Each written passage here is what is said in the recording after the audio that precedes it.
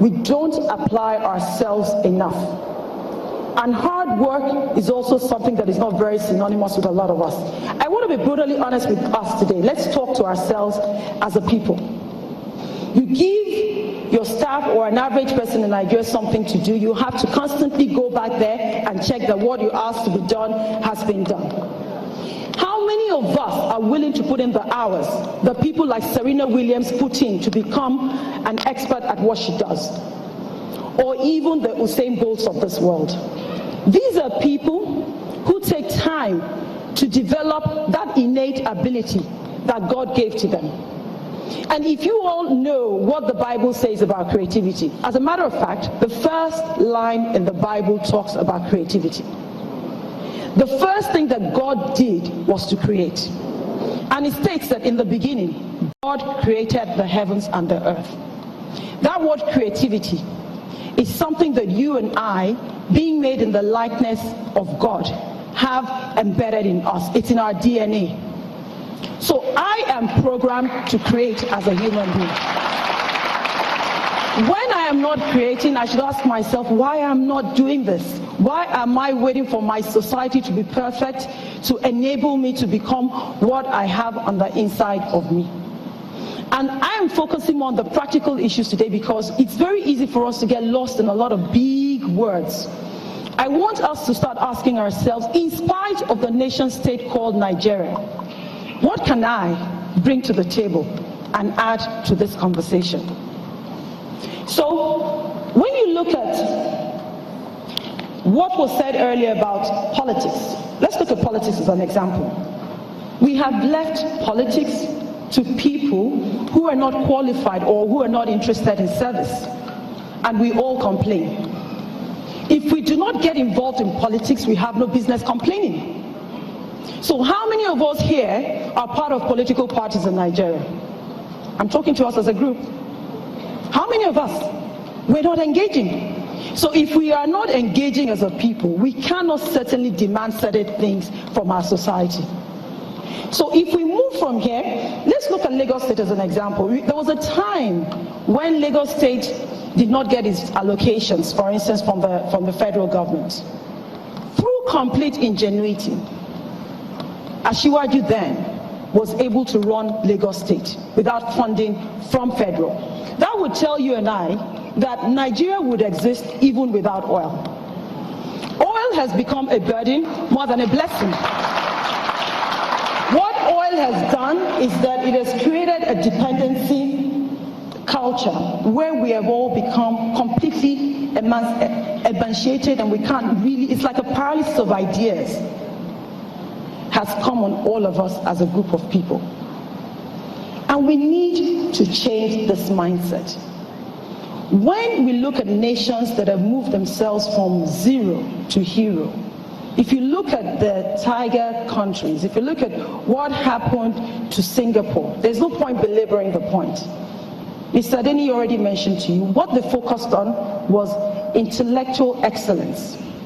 The leader surrounded himself with people that were intellectually sound. Yet again, it's a function of application. People who applied themselves and became successful intellectually are the people ruling Singapore today. Singapore was poor in the 60s, 1960. They looked at their comparative advantage. They recognized that they had two things going for them. They had their ports and they had intellectuals.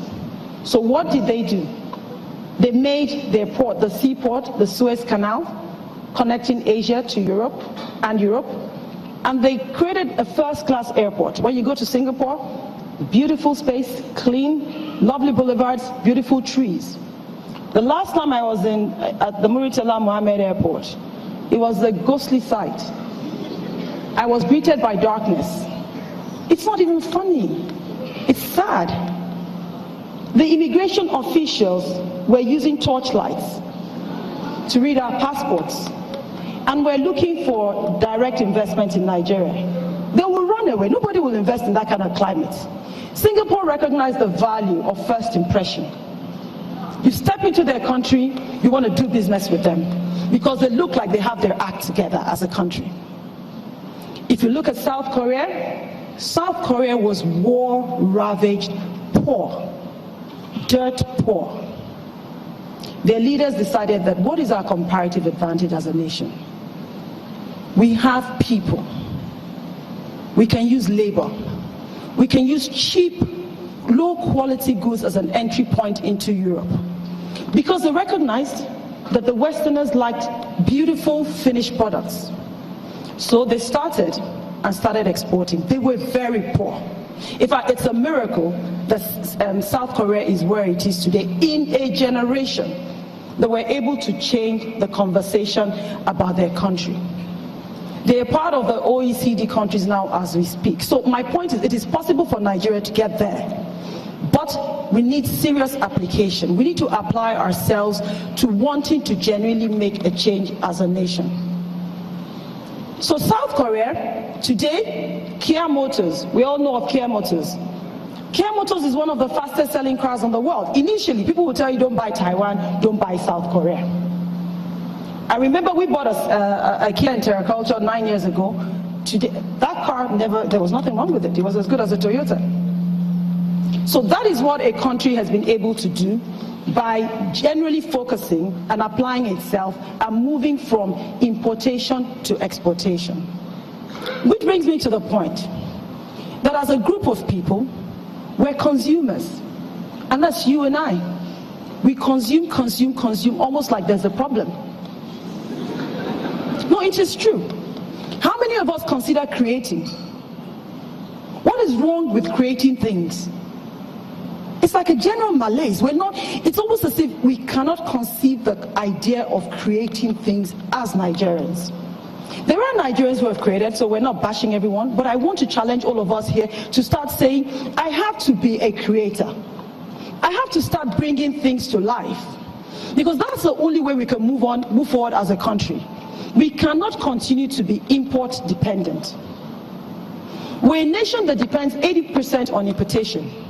Most of our goods are imported, even our food. We can't feed ourselves. When we talk about oil, you even assume that we are the greatest supplier of oil in the world. We only provide 2.9% or so of the world's oil. Saudi Arabia does about 12.9%. Russia does about 12.7%. And if we look at a country like United States of America, they do about 8.9%. And I've never heard America say that it is an oil-producing country, because they have so many other things that they're looking at as sources of revenue. So we found oil, and we all got excited, and we forgot to do other things. If we look at the age that we're in, we are in the creative age.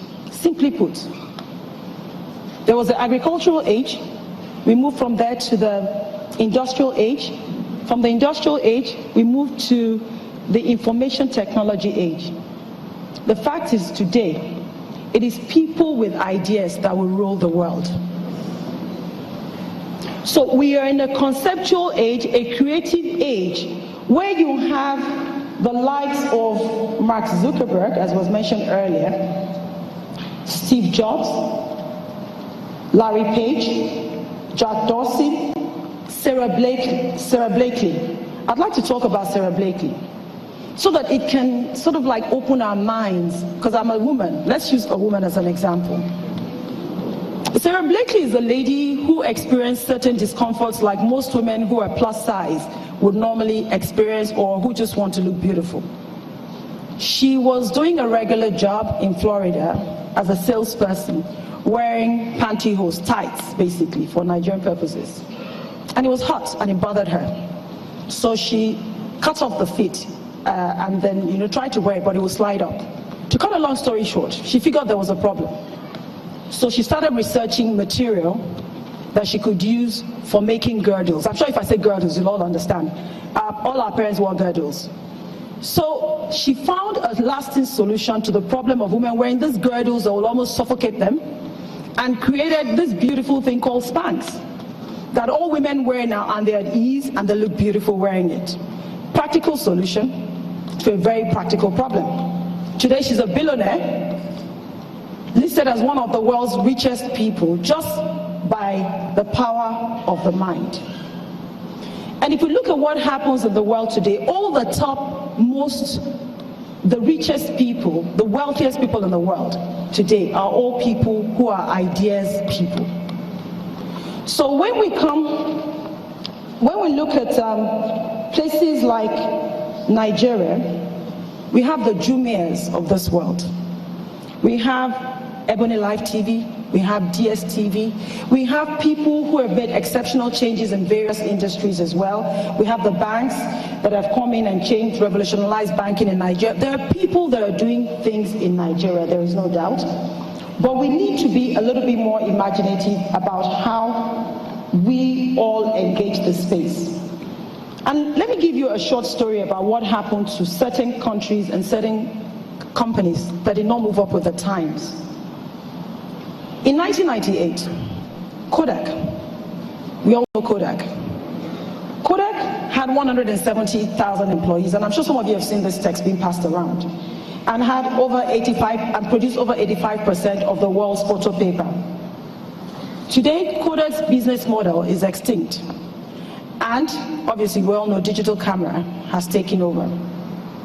A lot of companies are going to go down this path, and a lot of countries that are not moving up to where society is moving. Today, Uber is the world's biggest taxi company in the world. Uber does not possess one taxi. Everybody uses Uber. It's the power of a software. Somebody created it.